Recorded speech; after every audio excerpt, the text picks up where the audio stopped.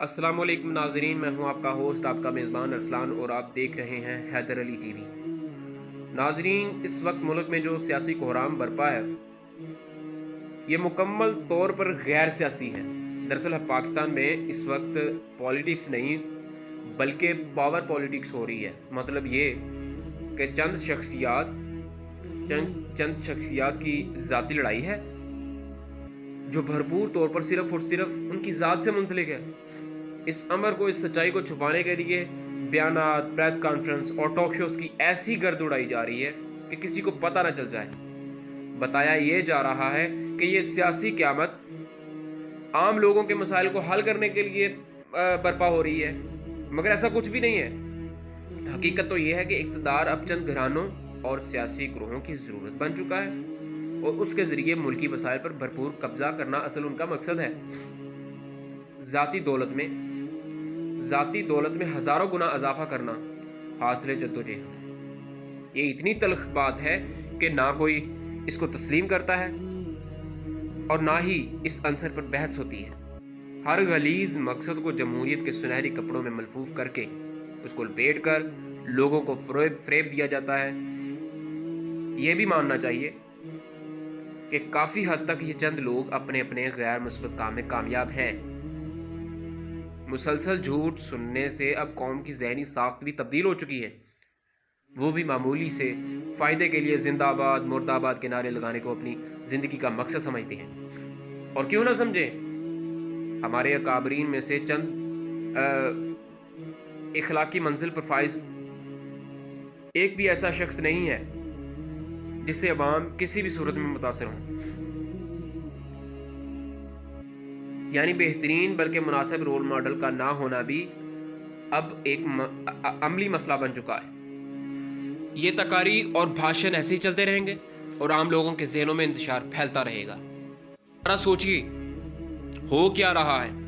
ہمارے سیاسی اور غیر سیاسی ملزمان جب عدالتوں میں پیش ہوتے ہیں تو سرکاری کارروائی کے بعد کمرہ عدالت سے باہر آ کر لمبی میں مقصد تقریر فرماتے ہیں۔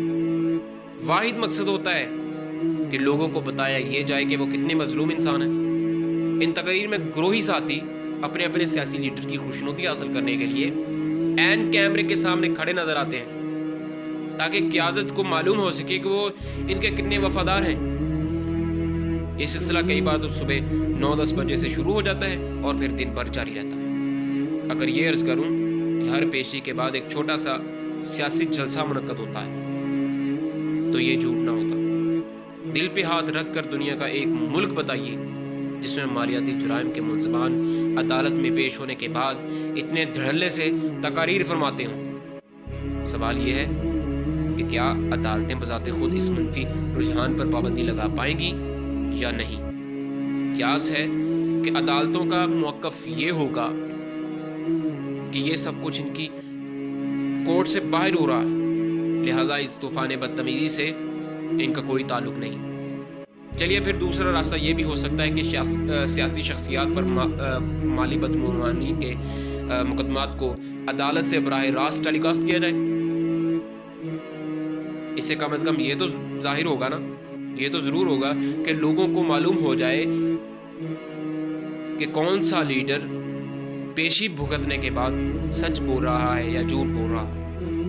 مگر مجھے اس بات کا بھی یقین ہے کہ ایسا کچھ بھی نہیں ہوگا۔ اس موقع پر مہنگائی پر بات کرتے ہیں۔ اس وقت قیامت خیز مہنگائی نے غریب اور سفید پوش طبقے کی کمر توڑ دی ہے۔ پاکستان اور ہمارے ہی ملک کے سابقہ حصے یعنی بنگلہ دیش کا تقابلی جائزہ لیجئے۔ 2021 میں پاکستان میں مہنگائی کی اوسط 9% رہی، جبکہ بنگلہ دیش میں یہ شرح 5.5% تک محدود رہی۔ ہندوستان میں یہی شرح 5.3% رہی۔ گزشتہ برس کی بات کر رہا ہوں۔ کیا یہ جائز سوال نہیں کہ ہمارے ہی جیسے ممالک نے مہنگائی کی شرح کو کیسے مقید رکھا؟ اگر کسی سطح پر تو ہمارے ہاں بہت بڑی غلطی ہو رہی ہے۔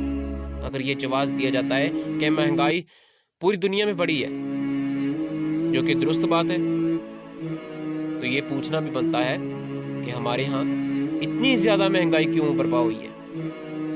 کوئی حکومتی جگادری پہلوان اس تقابلی جائزے پر بات کرتا کیوں نہیں نظر آتا؟ آخر خرابی کو معلوم کر کے اس کا علاج کرنا حکومت ہی کا کام ہے۔ اگر ذخیرہ اندوزی ہوئی ہے تو اس میں شامل لوگوں کو نشانہ عبرت کیوں نہیں بنایا گیا؟ غیر متعصب بات یہی ہے کہ عوام کے مسائل کو حل کرنے کے لیے وہ سیاسی عزم نہیں ہے جس سے مہنگائی کے خلاف صفاق کے احکامات جاری ہوں۔ صرف یہ فرما دینا کہ مہنگائی تو پوری دنیا میں ہوئی ہے، اس سے بات تو نہیں بنتی نا۔ یہ بات بھی سچ ہے کہ گزشتہ 3 دہائیوں میں حد درجہ کرپشن ہوئی ہے، مگر کرپشن تو ہندوستان میں ہمارے ملک سے کہیں زیادہ ہے۔ پھر کیا وجہ ہے کہ وہ 9 سے 11% پر ترقی کر رہا ہے اور ہم 4-5% سالانہ شرح ترقی پر بغلے بجا رہے ہیں؟ جوہری بات شاید یہ ہے کہ ہمارے سیاسی قائدین کو عوام کے اصل مسائل حل کرنے میں کوئی دلچسپی ہی نہیں ہے۔ ان میں وہ خاصہ ہی نہیں ہے کہ لوگوں کے مصائب کو ذاتی تکالیف سمجھ کر یکسو ہو جائیں، اکٹھے ہو جائیں۔ ہمارا پورا معاشرہ چند شخصیات کے رحم و کرم پر ہے اور وہ اپنے ذاتی مفاد کے لیے صرف اور صرف پاور پولیٹکس میں مصروف ہیں۔ جہاں تک عوام کا تعلق ہے، وہ اپنے ہی مسائل کے بوجھ تلے معمولی سی سانس لیتے رہیں گے اور زندہ باد یا مردہ باد کے نعرے لگاتے رہیں گے، ان نعروں سے بہلتے رہیں گے۔